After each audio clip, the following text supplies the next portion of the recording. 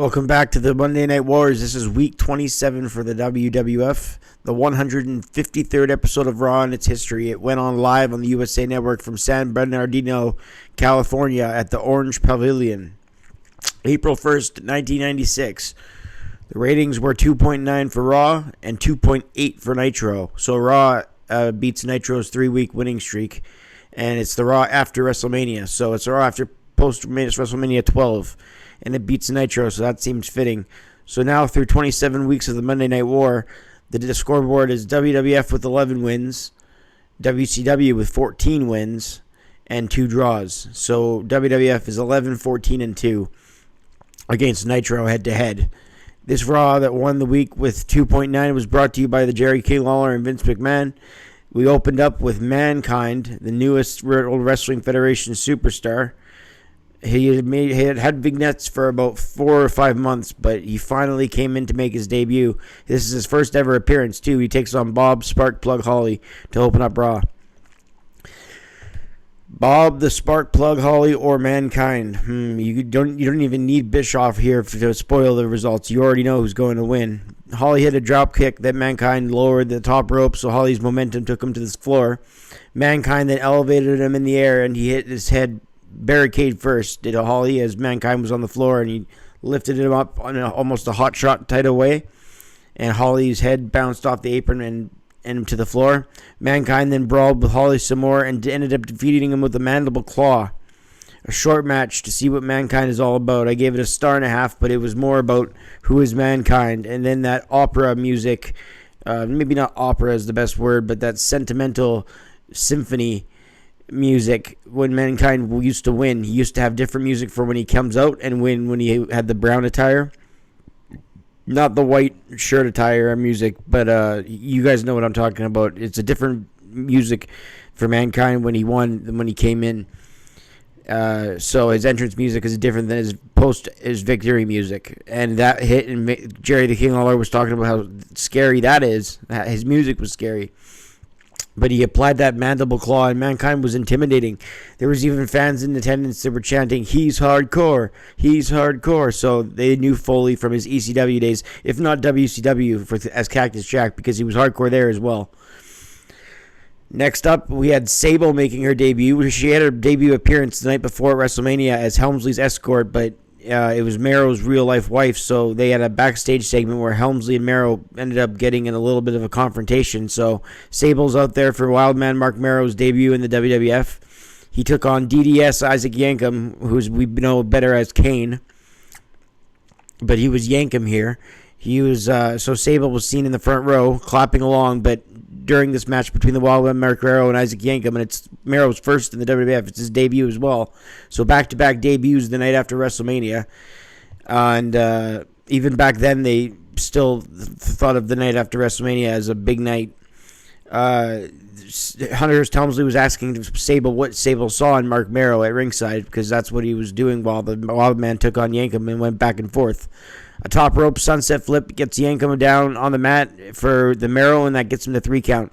Helmsley lips to Sable, "What do you see in him? What is it about him?" But Sable claps, and then Sable ends up slapping Triple H when he got too aggressive. I rated it 2 stars, Merrow and Yankem.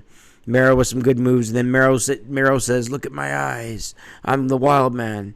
That's how he put over being the Wild Man. He just went, he did a double point to his eyes. I can do it, yeah. He went, yeah. So, that worked really well for him.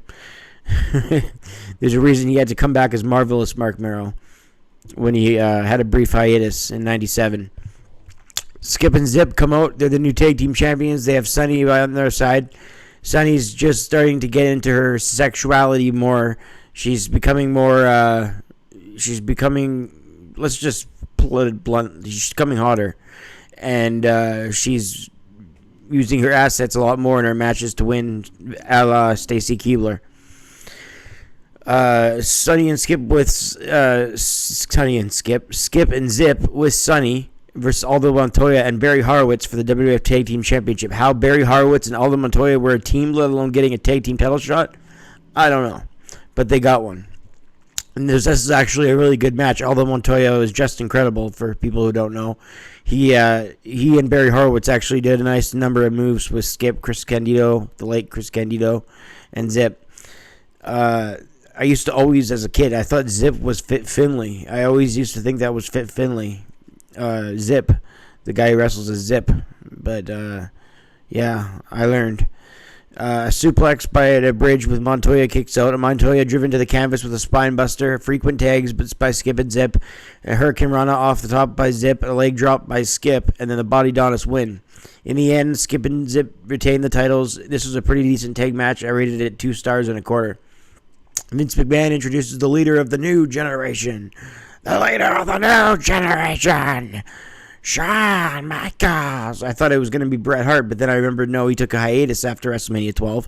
Then I thought it was going to be Diesel because we hadn't seen either guy on that night, and he called Diesel the leader of the new generation when he was champion. So I guess the leader of the new generation is just whoever McMahon feels like it. But all in all, it's one of those three. They were all the only reason he called all 3 guys that is because they were the WWF champion at the time.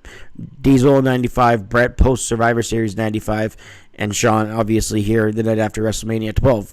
This is Shawn's first appearance. Speaking of that, it's his first appearance as WWF champion on Raw. He comes out, do a great ovation. Mostly ladies screaming and stuff, but he's all in his white attire, and he has the WWF title with him. It looks decent on Shawn. It looked like that was the missing piece to his puzzle. This is a good promo here. He talks about leaving the... Shawn's a good comedian because he talks about leading the WWF backstage and on the air with the same dignity Bret did. Well, he's a good liar. I was convinced that he really would. Really, as a kid, I was. But knowing the Shawn Michaels we know about him now in 1996, off camera he wasn't the greatest role model. So him having the same type of dignity as somebody like Bret Hart, it's actually kind of funny. But HBK said that next week the King would get his, so the King's gonna face Shawn Michaels next week. Good. Oh boy, that's gonna be good. The King versus Shawn Michaels, but I can't bash anything that happens next week because next week's Raw is the highest rated Raw in history for a long time, even into the Attitude Era. The Raw that happens next week on April the 7th or 8th, 1996. Why? Well, there's a number of reasons. Ahmed Johnson will take on the British Bulldog next week in an arm wrestling contest. Arm drag. I'm reviewing matches too much. I see arm and I think arm drag. Ultimate Warrior is going to be on Raw. That's a big reason. Nitro's not on. That's the biggest reason. And the King takes on Shawn Michaels and Yokozuna takes on Vader. So there's a few other things too that next week, but that's what we get. But anyway, Shawn says that Diesel, like in your house, good friends, better enemies. He'll the Click will be the one to get him. The Undertaker then takes on Justin Hawk Bradshaw. Bradshaw spooked when Taker sits up, but he hits a clothesline from hell a couple times. Bradshaw has been pummeling the Undertaker during the commercial break. We come back. Bradshaw hits a shoulder tackle to the Undertaker. Bradshaw up top is caught by the Undertaker, who hits a power slam to Bradshaw. Taker then uses his comeback, jumping clothesline attack, choke slam, and then a tombstone. And the Undertaker, with Paul Bearer holding up the urn, gets the victory. He hit the tombstone, but right before he got the victory, Mankind came in and the Undertaker won by DQ as Mankind started one of the greatest feuds in WWF history. I gave the match between Bradshaw and Undertaker a star and 3/4, but fans chanted he's hardcore as Mankind attacked Taker, ran off the apron, and dropped a big elbow onto the concrete floor. Then Mankind slapped on the mandible claw. It was going, wah, wah. You know that noise. McMahon was all, get off the Undertaker. The show closed with Mankind's claw on the dead man, and then Mankind goes to the back.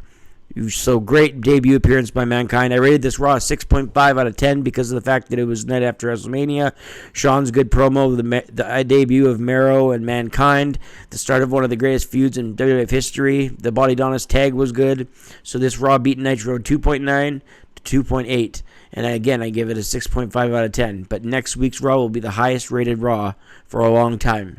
You'll have to see next week what it got, but it's by far and away the highest rated Raw for a long time. So that's next week, but this week, through 27 weeks, WWF is 11, 14, and 2. I'm Brett Mix, and we'll see you on the next one.